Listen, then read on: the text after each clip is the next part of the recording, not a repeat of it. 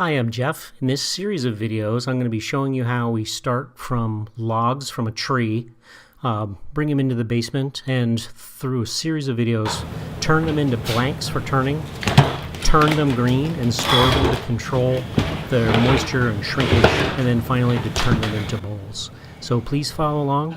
I hope you enjoy, and please feel free to comment and subscribe. Thank you so much. Okay, so these trees just came down in the last couple of days, and I just cut these pieces fresh today. So in most instances, you can still feel, in some instances even see, a fair amount of moisture in the end of these. So I'm not 100% sure when I'm going to get around to cutting these to blanks and turning them green. I'm going to do that as really honestly as soon as I can. However, since I don't have total control over when that's going to be, I'm going to use Anchorseal, which is a green wood sealer. It's sort of like a paint. I think it's mostly based on sort of a wax-based product. And you just simply paint this on the ends. Now the end grain is where the majority of the moisture tends to come out of these guys. Most of the moisture comes out the end rather than sort of laterally or circumferentially. And so what you want to do is really sort of slow down that process of drying. If you allow it to just occur on its own, you're going to create all sorts of stresses in the wood that's going to lead to cracks that we call checking. We want to avoid that. So I'm going to coat these guys down really well with Anchorseal, Anchorseal. And then as soon as I can, I'm going to go ahead and turn these green. These are all bowl blanks. So there's actually at least 2 bowls living in each one of these pieces here. When I get down to the next couple of steps of cutting some of these and preparing them to go onto the lathe, I'll talk a little bit more about specifically how you want to orient them to give yourself the best chance of success in drying so that they don't crack. So working with green wood, avoiding cracks is a big part of our goal and our challenge here. So that's what we're going to focus on. So just slap some Anchorseal on here. I said Anchorseal again. Yeah, it is Anchorseal. And I have this big beast over here on the floor as well that I will also take care of and make sure I get that sealed up.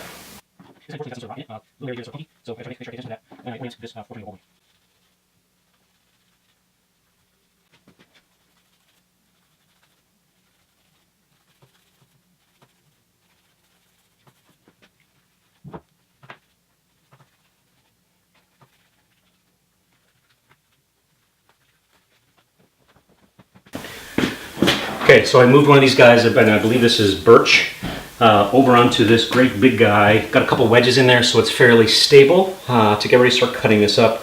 You know, normally chainsawing is something you should do outside, but it's snowing like crazy. It's wet, sticky, cold. I'll make a mess in here and clean that up. So here in the end, there's a couple of things I want to point out. So normally there's a pith in here in the middle, and this is approximately the pith here. And when you're making green bowls, one of the things you really need to pay attention to is drying and the stresses of drying to keep your blank from cracking and breaking. So as this dries, the different layers have different densities, and even if you control the moisture release and slow that down as much as you can, you're still going to get differential shrinkage with the majority of it happening here in the pith. So you really want to remove the pith when you cut. If you leave that behind, that's going to create an enormous amount of stress and you're going to end up breaking. So what you would typically do, and I'm not going to mark here, you could just cut this like so, cut it into 2 halves on either side, removing the pith, and then you're going to end up with 2 blanks. You can either have bowls facing in towards each other, out, or one of each. In this instance, with this particular bowl, I have a whole bunch of sort of rot going on over here. So this stuff is pretty far progressed. This is actually sort of soft and punky, so I got to get rid of that. I still think this is a big enough piece that I may be able to get 2 bowl blanks out of this. Depending on how I cut this, I need to sort of think that through. So after some deliberating, I decided I'm going to make sure I get one good one. I'm going to try my best to get the maximum yield and get a second good one. So I've rotated this sort of punky spot up towards the top, and what I'm going to do is I'm going to head just to this side of it, try to stay on this side of the pith. I'm pretty confident, particularly as I look back across the back at this tail end. I have more length than I need. So I can work somewhere within here to try to get the back's diameter. So that's going to be my first cut. So this is a high likelihood of getting a good blank out of here. I'm going to make sure on this other side I'm going to get one for sure. So just hold on, let's go ahead and make that cut. And I'm using my electric chainsaw because we're inside. I'll start here, sort of establish my line looking at the back.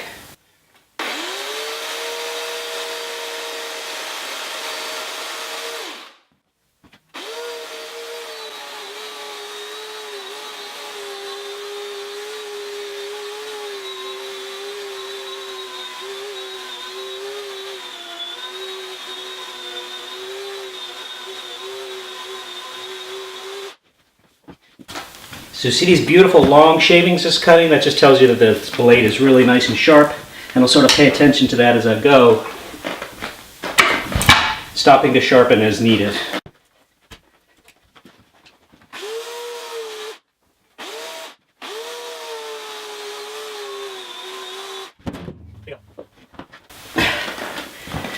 So we got some beautiful looking wood here.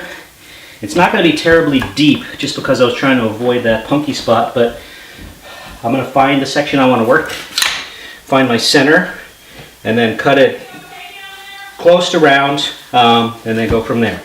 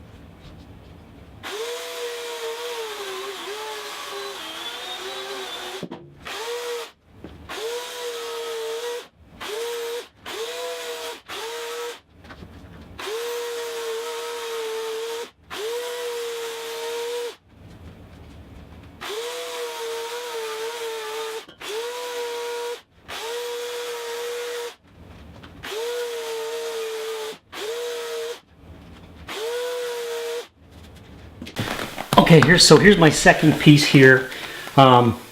This guy, diameter, it's approximately 12 inches. Maybe about 14 and a half in the length. So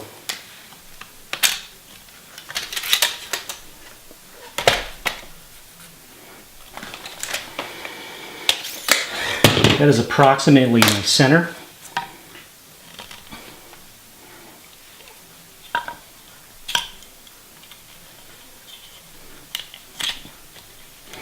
So what I'm going to do is draw a circle here that's about my max diameter. Doesn't need to be perfect.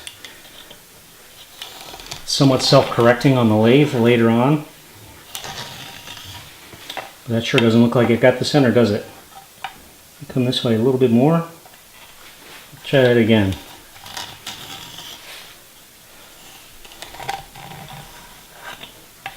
Okay, so I'm going to take that as my new center. I got this guy cut. It doesn't sit entirely flat, but I'm going to take this onto the bandsaw. I'm going to get a much better starting. The closer you get to round, the better it's going to turn on the lathe. But I'm going to go ahead and mount my faceplate.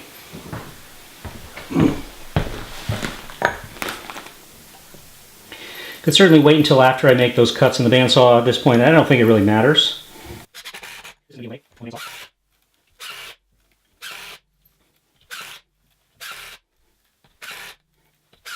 All right, that's going to mount super secure.